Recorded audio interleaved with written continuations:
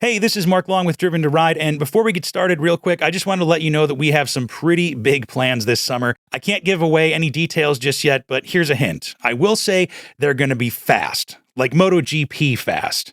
And hey, if you want to experience MotoGP up close and personal, the only race in the USA this year is at Circuit of the Americas in Austin, Texas from April 12th to the 14th. And if you can't make it there in person, you can subscribe to the MotoGP live streams at MotoGP.com. Anyway, I'm super excited to bring you with on some of the adventures we've got planned, but until then, let's start the show. Do you know what Cinta Americana means? Well, it's Spanish for Dennis Noyes. Okay, it actually means American tape or duct tape, but it's a nickname that Dennis wears with pride. And how do you get a nickname like that? Well, you start by traveling from your hometown of Hoopeston, Illinois, to Mexico, then Venezuela, Guatemala, and then finally land in Spain. While living the Spanish life, Dennis fell in love with motorcycles, took up a job as a moto journalist and a road tester for both Solo Moto and Motociclismo during his career, two of the biggest motorcycle magazines in Spain. He didn't just talk the talk either. Dennis snagged trophies in the Spanish Endurance Championship and the Motociclismo Series twice. Even his son Kenny followed in his wheel tracks, winning the Spanish national title in 2014. Evidently, talent is hereditary. After 20 years in Spain, Dennis moved back to the US, settled in the California desert, and called it a career. Well, sort of. He still kicks up dust every now and again, and he still writes. In fact, he recently released a novel that brings it full circle, called Yonders, Illinois, and I'm told there's at least one motorcycle in it. This is Dennis Noyes. I'm your host, Mark Long, and you're listening to Driven to Ride. All right, Dennis Noyes, you are on Driven to Ride. How are you, sir? Real good. Good. Well, thank you for being here. Appreciate the time. Let's start from the beginning. What do people kind of most know you for? What would you say is your claim to fame? Well, like most journalists who used to race motorcycles, we always like to say they remember our great results when we were racing bikes. I don't think that's actually the case. I'm not too well known in the United States. I did do live commentary for Speed Vision for a couple of years, working with, Freddie Spencer was our color guy sometimes. But basically, it was all in Spain. I worked as a Spanish journalist. I learned Spanish in Mexico and Costa Rica, Guatemala, Venezuela right after college and during college, and then went to Spain and became involved in motorcycling and motorcycle racing.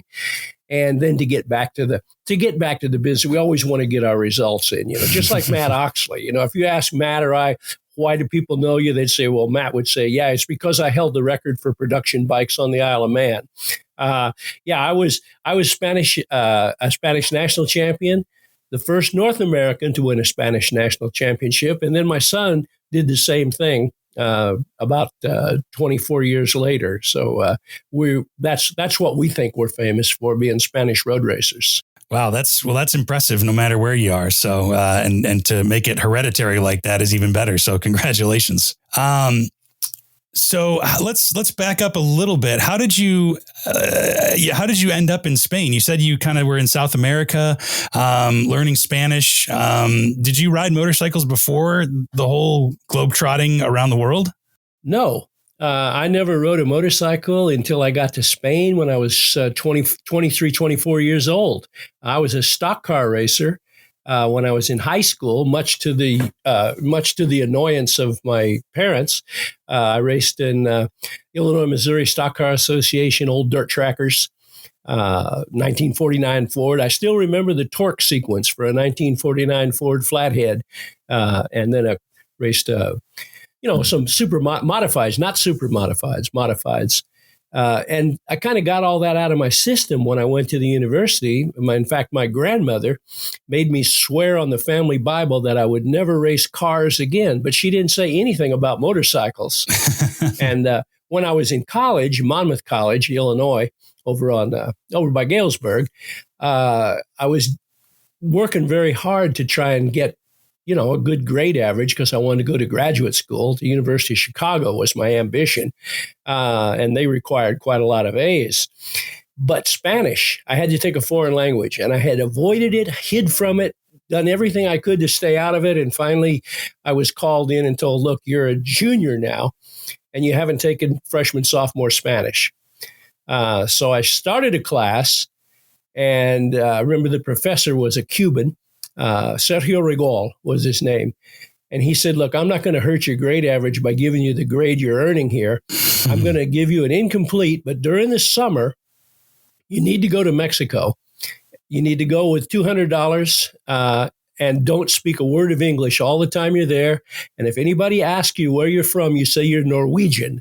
He said, because my guess is nobody speaks Norwegian. And that worked. I came back from Mexico, Guadalajara, mariachi country, Tlaquepaque. I came back and wow, I changed from a English major to an English-Spanish major. I managed to get a scholarship that's during that year to go to Costa Rica to study tropical ecology in Costa Rica.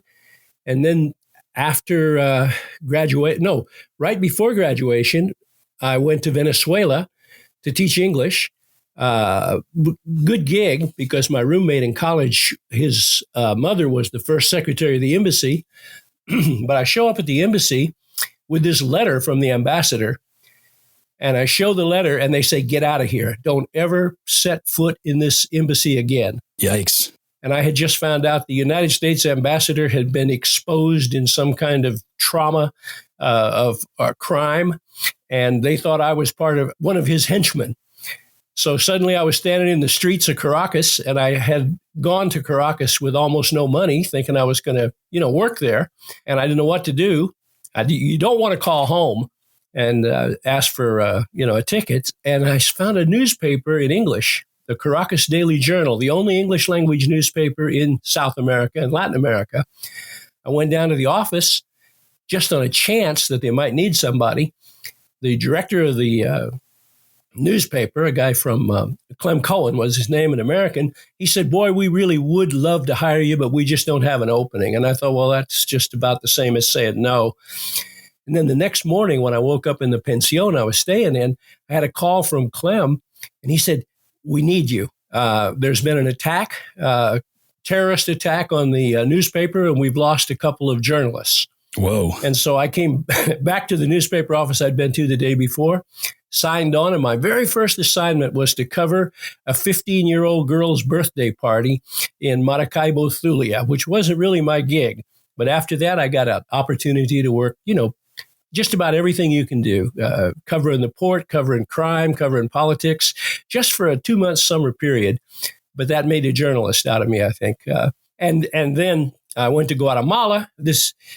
Right after I graduated, I tried being a graduate assistant at Michigan State, never got into the University of Chicago. And I just couldn't stand it. I wanted to get back to South America again. Went to Guatemala, worked there for a while.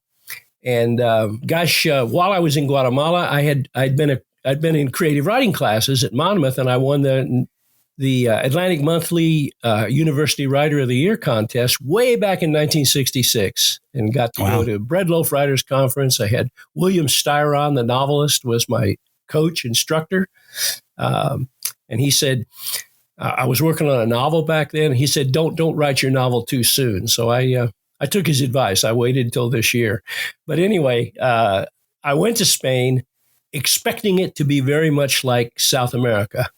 I went in with a big smile in the middle of military dictatorship by Generalissimo Francisco Franco, where everybody was really, the Civil War was not that far over. Mm-hmm. And there was a really rigid atmosphere that I had to adjust to.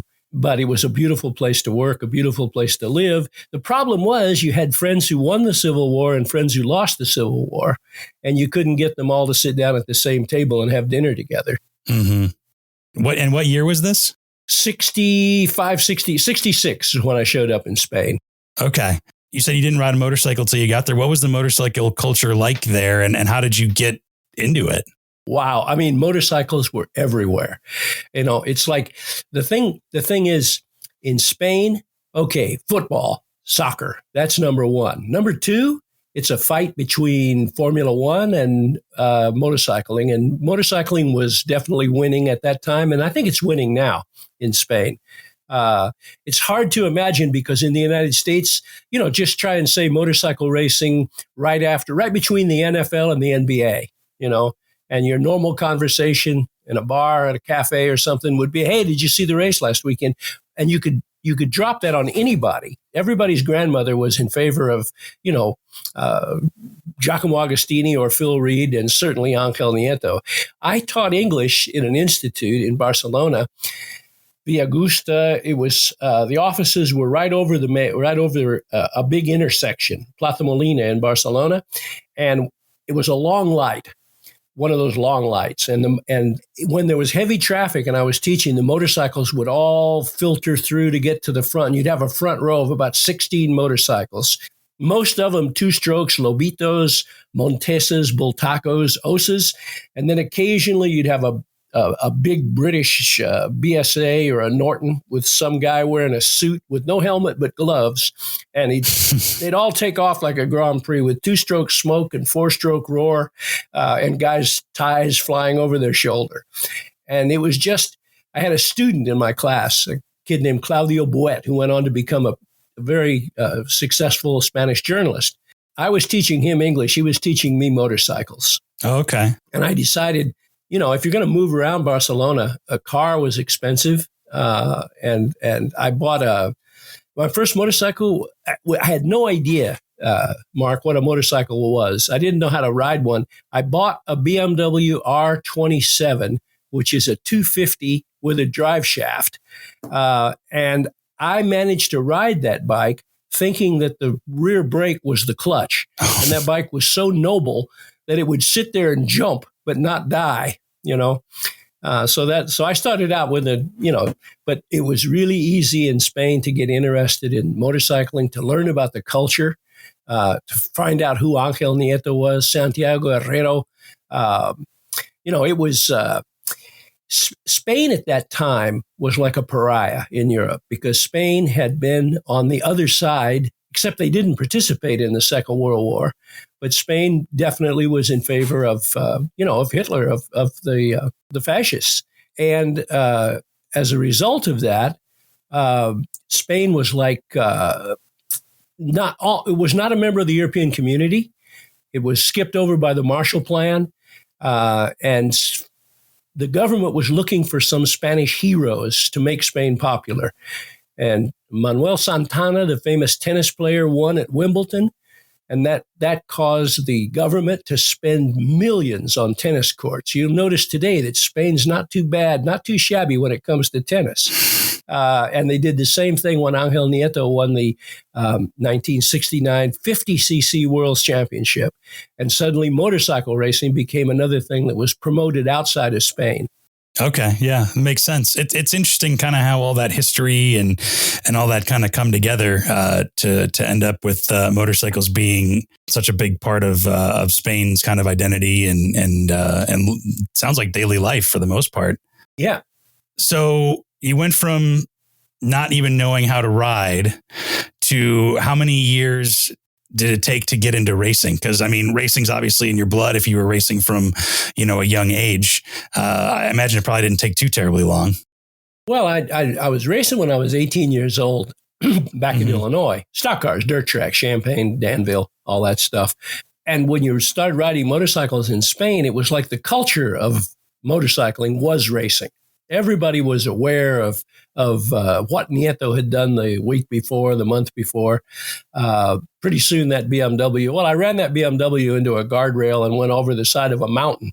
And I went to the hospital, got back up, climbed up, got on the BMW, rode it to the hospital, checked myself in there. And the doctor said, "Oh, you must be Mike Halewood." I had no idea who Mike Halewood was. So I went out and looked it up, and that just opened up the world of, international motorcycle racing.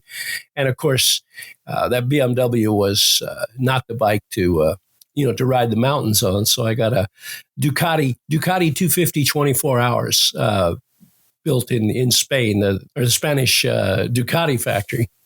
Mm-hmm. And the next thing I knew, I'd bought a racing Ducati from a guy named Ricardo Fargas, who was a pretty good endurance racer and road racer himself, and he worked for Ducati. And I became the only person in Spain in the 250 class who was racing a four-stroke. Everybody else was on Monteses and Bultacos. Nobody had told me that four-strokes were extinct. And what I found out was that the four-stroke worked really well on those village streets, because we raced in the village streets around the park and downtown, and parked cars on both sides of the road, and dogs and cats and people sometimes crossing the track during the race. So it was exciting stuff. But because there was very little grip, so a lot of the tracks were dry, but it felt like rain. Mm-hmm. And whenever it rained, I was in good shape with the Ducati. So, I started doing that. And actually, my first race was at Jarama, and I finished third in that one and would have been second, but the top of the carburetor came off. My maintenance wasn't so good sometimes. I hadn't really, I was better working on 49 forwards. Sure.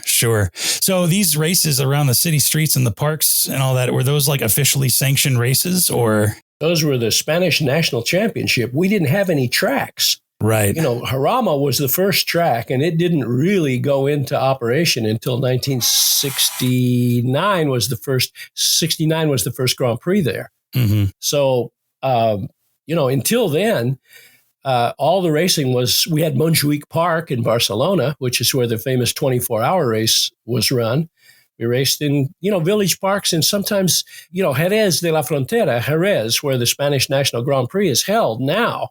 Famous racetrack. There was no racetrack there. There was just an urbanization, and we raced there. And some people raced. I mean, we even had a 750 class for a while, and so there were TZ 750 Yamahas being ridden on streets where you never got the bikes out of third gear. Wow. Yeah, that's a whole nother world. So then you worked up your way to becoming the Spanish National League champion. Well, that was my last season, 1986, when I was 43 years old. I finally got a chance to score points because the Spanish Federation would not allow me to score points because I was an American. Really? Yeah. The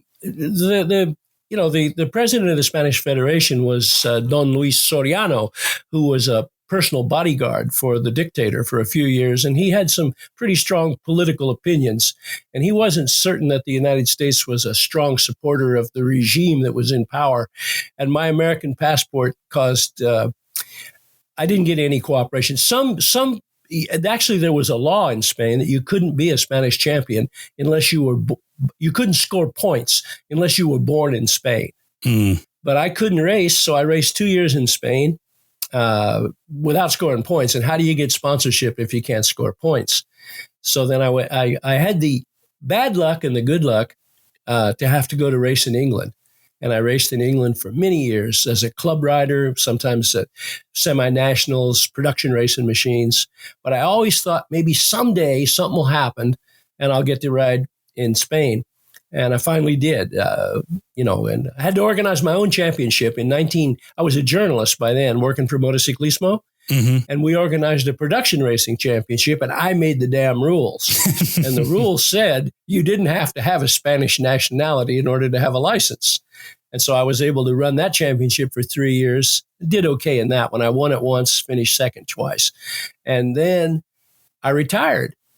And a good friend of mine, who was on the Spanish Federation, said, "No, man, you can't retire. We're going to legalize you. We're going to make what they call the Noyes law, La Ley Noyes," which basically was a set of regulations that said you couldn't score points in the Spanish championship unless you were me, because you had to have never had a motorcycle license in your own country, and you had to have lived in Spain consecutively. And I remember he said, "How many years you lived here?" I said 20 years, they said. And that was it. And then I got to race endurance, and we won the endurance champion. That's super cool. Yeah, let's go back to the journalism thing, because you had some journalism experience from Latin America. You said you were teaching English in Spain to start. How did you make the jump to journalism, and specifically moto journalism in Spain? There was a guy named Jaime Alguersuari. You might not have ever heard his name, but he's the guy who organized those dirt track races in Spain that Brad Baker went over and raced against Marc Marquez. a few years back. He organized the Super Prestigios in Spain, where there were non-championship races at the end of the season.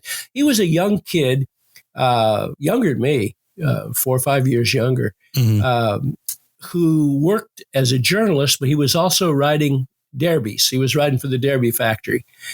He was good, but he didn't want to be a motorcycle racer. He wanted to be a journalist like his dad. He wanted to fulfill his father's ambition to be a top-line journalist. His dad was on the wrong side kind of in the Civil War and never really got maybe the opportunities he would have had otherwise. I don't know.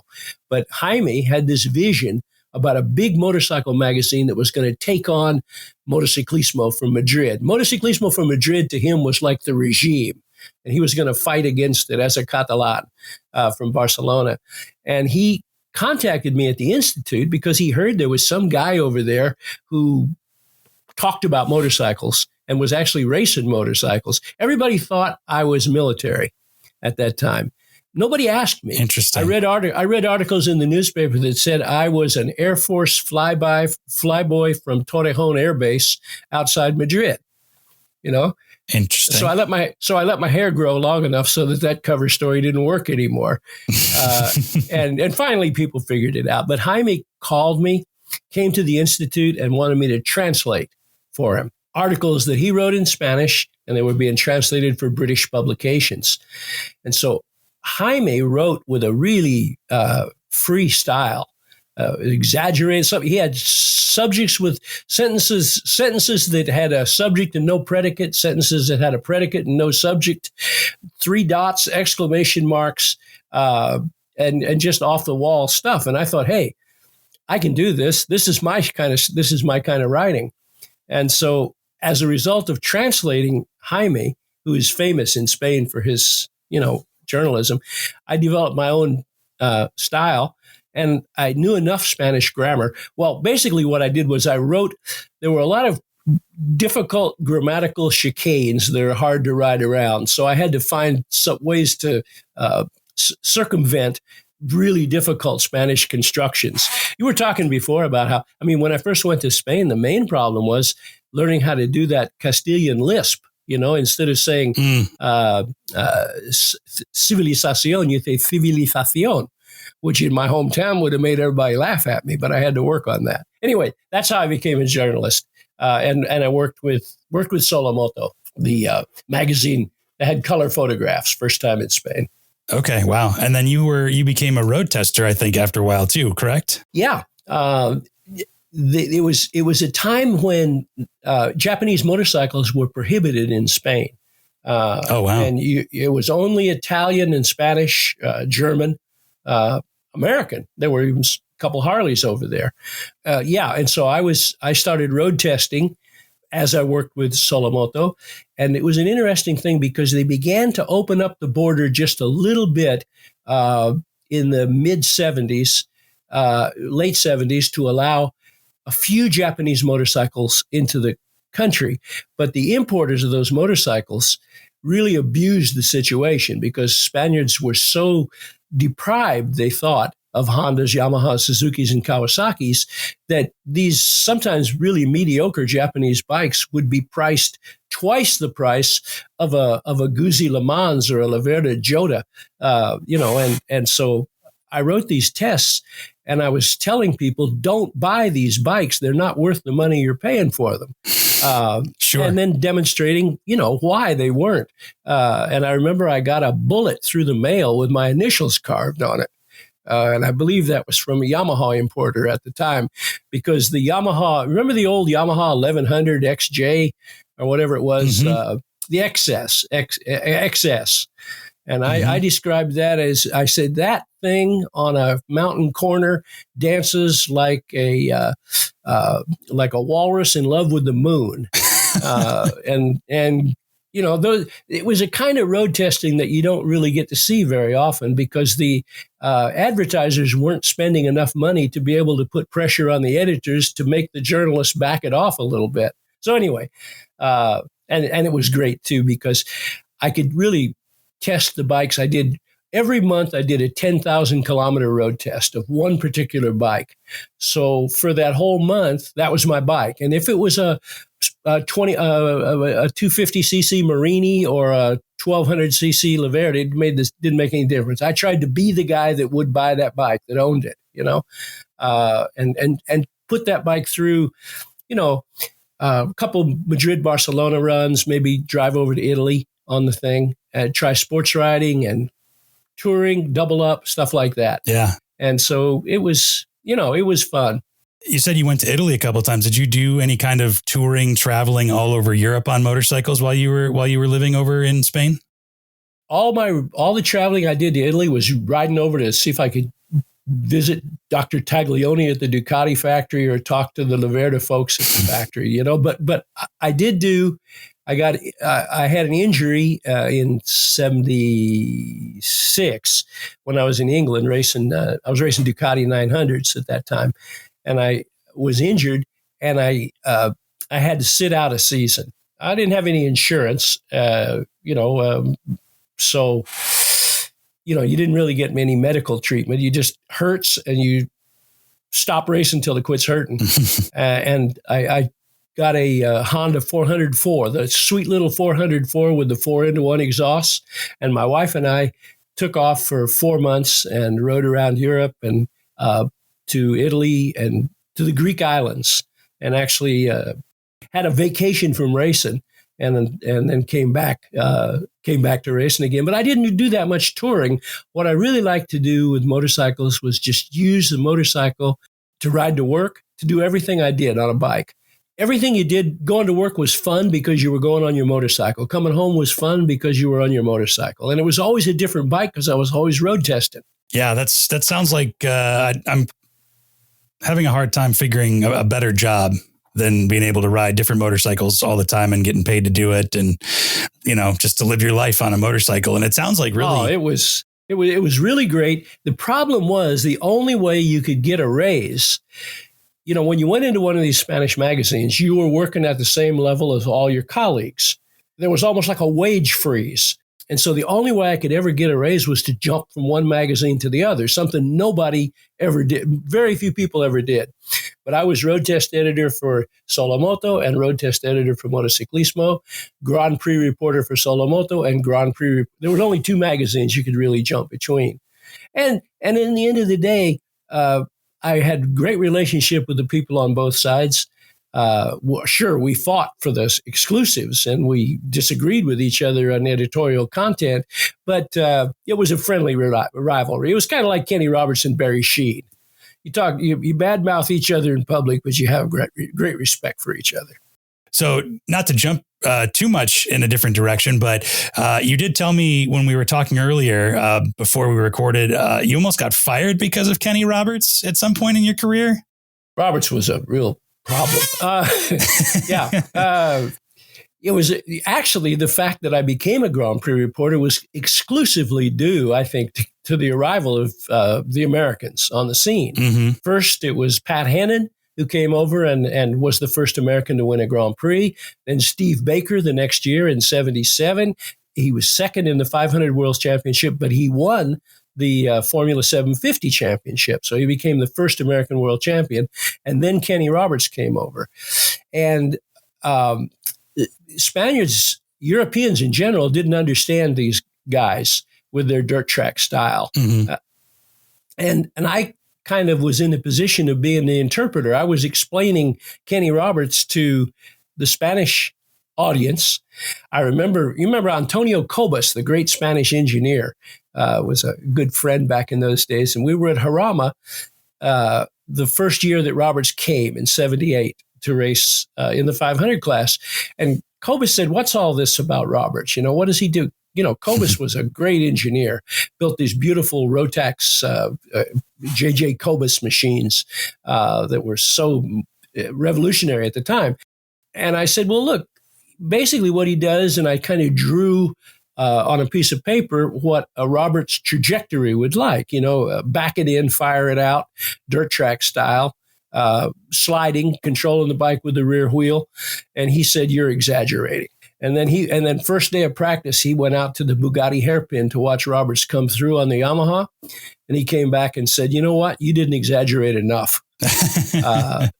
But as far as Roberts Roberts had a little run-in with the Spanish Federation. Now, the Federation back in those days, the FIM were a bunch of jerks in suits who had probably never ridden a motorcycle in their life. The first president that the FIM ever had who knew which end of a motorcycle to get on was Vito Hipólito, the Venezuelan, the guy who brought Johnny Cecotto to Grand Prix racing and Carlos Lavado. But most of the Federation presidents, it was a political appointment. And they regarded the riders as serfs and employees. And Roberts didn't behave that way. There were some misunderstandings between the Federation and Roberts. I won't go into them, but there was a famous incident in 1982 when Kenny won the Spanish Grand Prix. They were standing on the podium. The king, Juan Carlos, who was a great motorcyclist himself and a great guy, used to ride around Madrid on a Bultaco, the king, and nobody knew who he was, Anyway, Kenny was a little bit upset because of a start money dispute that he had way back in 78, 79, when he wanted start money and they wouldn't give it to him because you didn't get start money your first year. You got start money your second year. Complicated story. Mm-hmm. Kenny had a little bit of a grudge. And when he was standing behind the king on the podium, he kind of put two fingers behind the king's head, kind of put rabbit ears on the king, which also has another connotation in Europe if the fingers are turned the other way. And that photograph, right? My good friend of mine, Valentin Requena, who I worked with many years, he actually became TV commentator for years. He took the picture standing close to the podium, and it was the president of the Spanish Federation and the king and somebody in the Secret Service were the three guys standing in front of Roberts.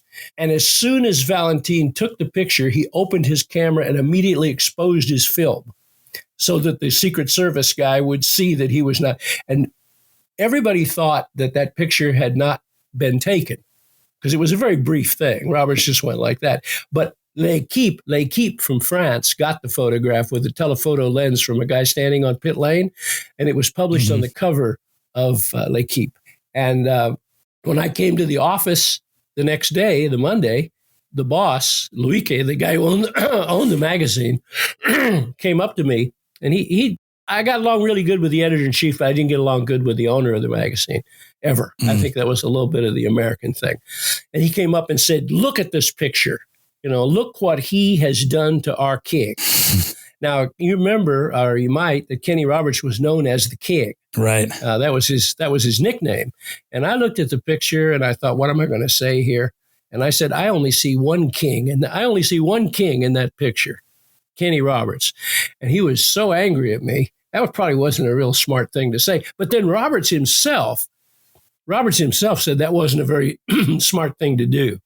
And I talked to him a couple Grand Prix later, and he apologized, basically, said that was the dumbest thing I ever did. If you look at that picture, you'll see that Kenny Roberts is wearing a shirt with a collar and an emblem on the shirt. Well, he didn't own such a shirt. That was because he tried to go to the podium ceremony without a shirt on. And you couldn't go in the presence of the King of Spain shirtless. So he, I think, was offended because he was apprehended and somebody put a shirt on him that wasn't his. So that might have had him in a bad mood. But in spite of everything, I managed to keep my job in spite of Roberts. Kenny was, it wasn't just in Spain. I mean, Kenny was really something because he didn't fear the Federation. He feared the Armco walls that he was being made to race on the inside of. Mm-hmm. And he and a few other riders, Sheen also, Roberts only been there 1 year. And the next year he was going to start a new federation all of his own.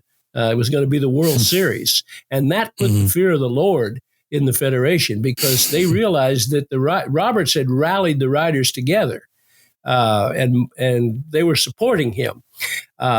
And he didn't get a World Series, but what he did get was a lot of safety improvements, improved prize money, and a system of passes, numbers even The riders' numbers and that sort of thing were decided arbitrarily from one race to another. You might be, I remember even when Wayne Rainey came over to race, and that's years later, there weren't assigned numbers for the season. You didn't know what your number was till you got there, because I remember when on one occasion, the first time Rainey raced at Jarama, my wife made the numbers for him out of tape because Kenny called and said, you have any numbers? We need a 17. So I can't ask my mechanics to make a number. Could you make one and bring it over? And if you look at those first pictures of Wayne, that 17 looks pretty good, but we made that right here.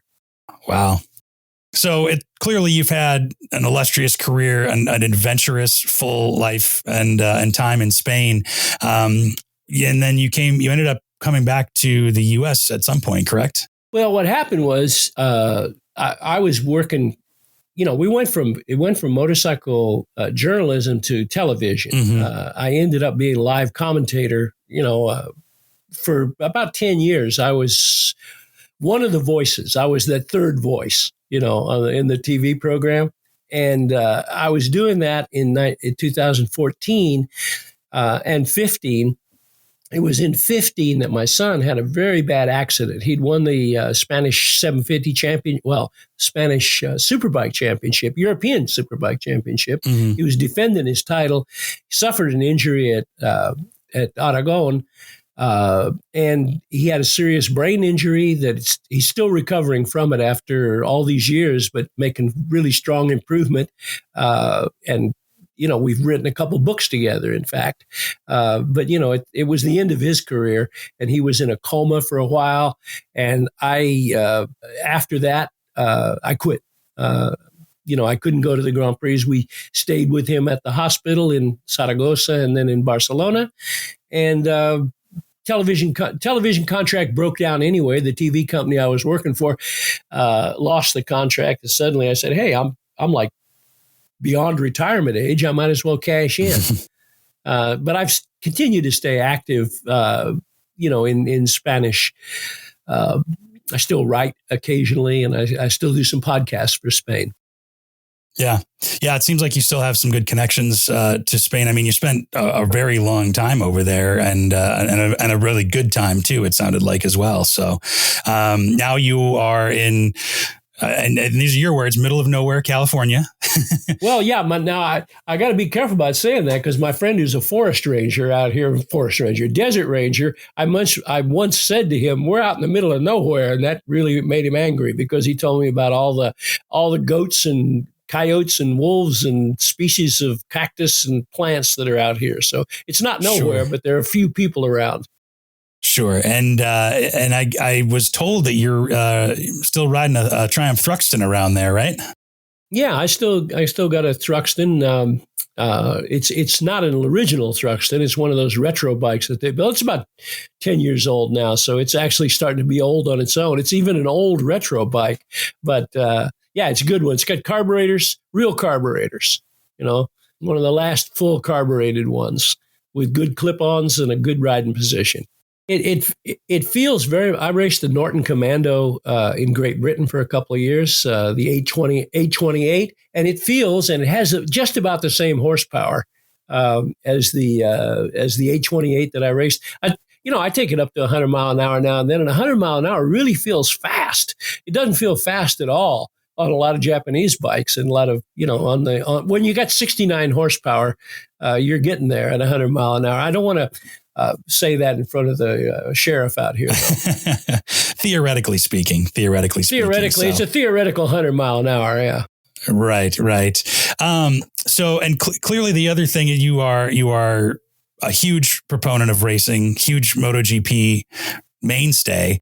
Let me ask you this. Why, if somebody's into motorcycles, and I'm going to give you the soapbox for a minute here. If people are into motorcycles or ride motorcycles, why should they watch MotoGP?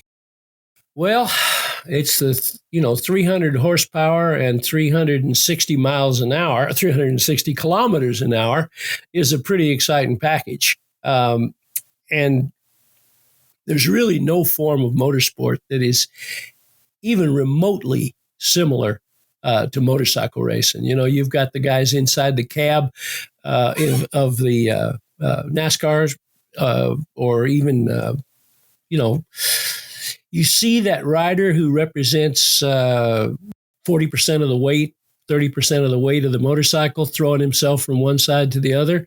You realize the danger because you see it when he crashes. You see the rider thrown clear. It is a. Hemingway once said there are only two kinds of sport: bullfighting and motorsport. Everything else, he said, are just games. And looking at it, motorcycle racing is a blood sport in the sense that the possibility of serious injury is always there, as it is in automobile racing, but much more remotely. So I think you have to respect the level of risk that's involved and just the spectacular nature of such speeds with such light machinery. I know a lot of people don't like the electronics. I probably said something, snideish about electronics myself a few minutes back. But these are not 140 horsepower 500s or 100, they were 140 up to 200 horsepower toward the end. These things are so powerful that they probably couldn't be ridden without the electronic controls that exist today, traction control and otherwise. Yeah, no, you're right. And I think you're 100% right about just the, rawness of it, that it is just man and the light machine, and it is more of a blood sport than you would think. The first time I went to the Isle of Man, I traveled up to the Isle of Man in 1970 on a 650 BSA, and it was to see Santiago Herrero, who was racing a single-cylinder OSA 250, and he was fighting for the world's championship. He had just lost the championship the year before against Kel Carruthers on a Benelli 4, and he was battling the factory Yamahas. And he was before Nieto. I wanted to see Santi ride up there. I got to see him. He died that day. I got to see him ride. He crashed on the first lap. He was back on the track with a broken screen. And I'll tell you something, that Isle of Man, I was out at Windy Corner. There's fans all around that giant racetrack. Mm-hmm. And they were all waving white handkerchiefs. And they're all British, but they were all waving high handkerchiefs, urging on Santiago Herrero because they realized what he was doing. He was coming back, but he hit that mile 13. There was a little bit of the tarmac it was sunny that day. It was hot, and the road lost a little grip, and he crashed there. And I remember going to the hospital, where he was dying, talking to his mechanic. There were only three of us there. There was Giro, who was the OSA factory owner, and there was Esteban, his mechanic, and I was there. I didn't go see him because it was serious injury. I said, did they call in a specialist? He said, there is no specialist for this. The priest is already here. Wow. And that was pudding basin helmets. So we've come so far in safety with airbags and all that stuff. A lot of people think people who don't know the sport very well think these riders are really buff because whenever they see somebody crash, the guy who gets up looks like Goliath, when his airbag goes off. Right. Yeah. I got double vision from a crash at Brands Hatch, and I got to thinking, I remember, Bell helmets were something new, and the British really hated Bell helmets. Really? They really hated anybody going away. I remember I bought a Bell helmet. It was expensive too. And I remember first time I wore that helmet, put that helmet on in Parc Fermé, I remember somebody walked up to me and said, well, I see some people have got more money than brains. Oh, yikes. I was thinking to myself, at least I'll keep my brains. And the leathers were like, the leathers were thin. And I remember the gloves. You look at the gloves today, they look like piano players' gloves, the stuff we wore. Yeah, it was a different world. So, but yeah, like I said, you've really lived quite a full and interesting life in motorsports and in racing and in in moto journalism and TV and print journalism. And so, yeah, you said you waited until last year to write your novel. Well, I worked on it for many, many, many years. I never stopped. I was writing when I was in school and college, way back, long time ago, and I've finally managed to finish my first. I think it's my first because I'm working on another one now. Novel, yeah. Yonder's, Illinois. My hometown is Hoopeston, Illinois, which is just about from where you're sitting right now, about 120 mile. You could go down on the 57, but you should go down on old Route 1, the Dixie Highway. Goes out of Chicago Heights through Stegner, right on down, Watseka and Hoopeston, and then the county seats Danville just on down the line. And this novel is not about anything specific. I mean, it's a story about those times between the 50s and the 90s in a town where a crime was committed that was not punished because it was more convenient not to punish it.